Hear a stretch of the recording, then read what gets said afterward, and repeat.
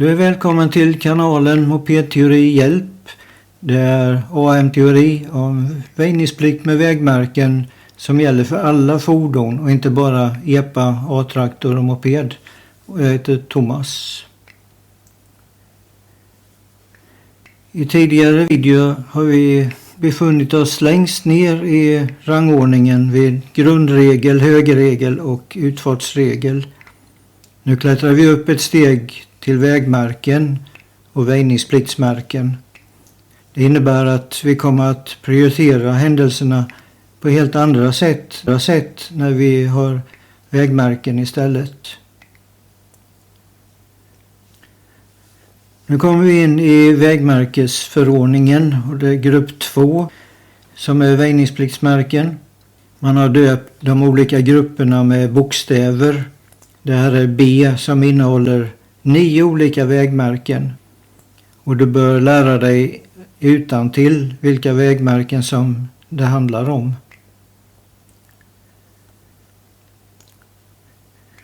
Här har vi hela gruppen som upplyser om stopp och väjningsplikt. I en tidigare video hade vi grundregel och högerregel. Men det försvinner i och med att de här vägmärkena, det är 2 varningsmärken med ner till vänster som inte ingår i den här gruppen. Och vi hade i tidigare video att varning för korsning, märket med krysset, det har ingen väjningsregel. Den varnar bara för att du kommer till en vägkorsning. Nu har jag varnat dig. Du kommer att ha kontroll på vilka 9 vägmärken det handlar om. Och på nästa bild så får du ytterligare en uppmaning som är viktig. Detta är en översiktsbild av vägmärkesgruppen och även baksidan av skyltarna. Och uppmaningen innebär att du lär dig formen på de speciella vägmärkenas baksidor också. Det finns vissa skyltar med en form som inget annat vägmärke har. Nu tar vi och delar upp gruppen i mindre delar. Väjningspliktsskylten till vänster som en triangel med spetsen neråt och stoppskylten till höger med 8 kanter. Vad säger regelboken? Väjningsplikt visar tydligt att väja och sänka farten i god tid.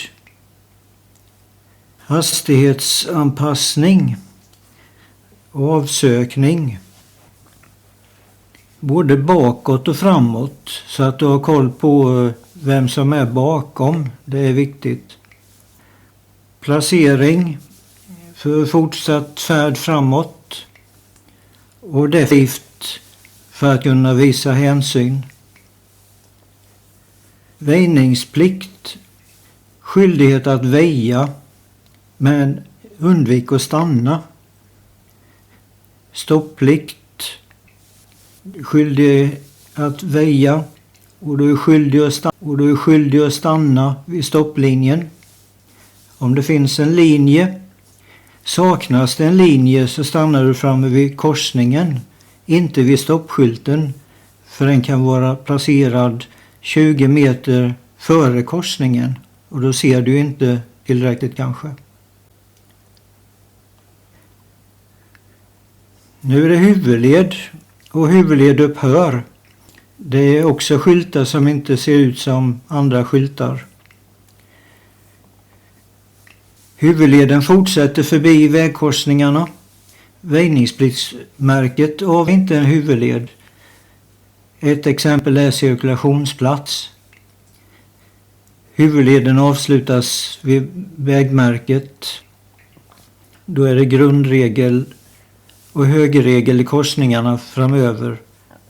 Men vägmärken kan ändra reglerna i korsningarna. Övergångsställe och cykelöverfart. Övergångsstället är obevakat och där har man lagt till en skylt ytterligare så att både herr och fru Gårman kan gå över gatan.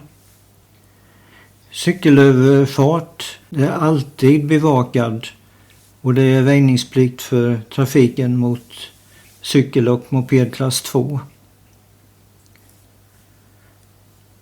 Vi avslutar med hinder på vägen. Vägmärket till vänster visar att mötande trafik har väjningsplikt mot oss. Vägmärket till höger anger att det är vi som har väjningsplikt mot mötande trafik. Och vi tittar på 2 situationer som exempel.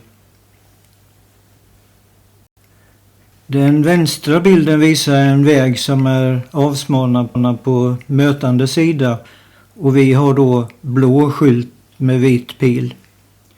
På bilden till höger så är det väjningsplikt mot mötande trafik. De här 2 skyltarna ska alltid användas tillsammans. Om det är längre avstånd mötande fordon, då blir det trafikljus istället. Nu tar vi hjälp av regelboken. Möte. Om du har ett hinder på din sida ska du stanna om det är nödvändigt för mötet. I detta fall har vi på bilden till vänster fritt på våran sida. På höger bild har vi däremot hindret på vår sida. De här reglerna gäller även utan skyltar. Skulle det stå en parkerad bil på våran sida och vi får lite trångt mot mötet, då är det vi som ska avvakta. Väjningsregler, visa hänsyn, varsamhet mot varandra i trafiken, samspela med medtrafikanter, väjningsplikt, ett defensivt körsätt till korsningarna. Förbered dig ordentligt, så i nästa video så är det väja eller köra, regler i korsningar. Så jag önskar dig lycka till. Du är välkommen.